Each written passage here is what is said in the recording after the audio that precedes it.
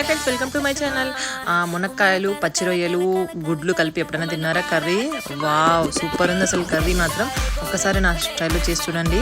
First ఎగ్గులను ఉడకబెట్టుకొని మనము ఇలా పసుపు, ఉప్పు, కారం వేసుకొని దాన్ని బాగా ఏం చేసుకోవాలి, ఆయిల్ పోసేసుకొని తర్వాత అదే ఆయిల్లోకి మనము పచ్చి రొయ్యలు కడిగేసుకొని బాగా అవి కొంచెం బాగా వాటర్ ఇంకిపోయే వరకు బాగా దాన్ని కూడా మనం ఫ్రై పెట్టేసుకుంటే బాగా మగ్గుతాయి అనమాట.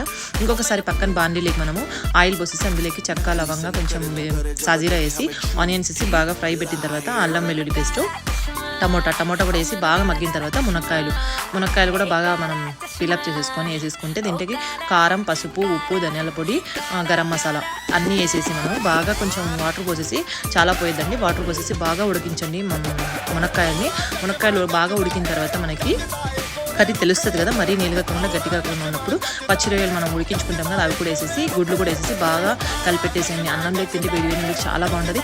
వీడియో నచ్చితే ఛానల్ సబ్స్క్రైబ్ చేసుకోండి. Bye bye.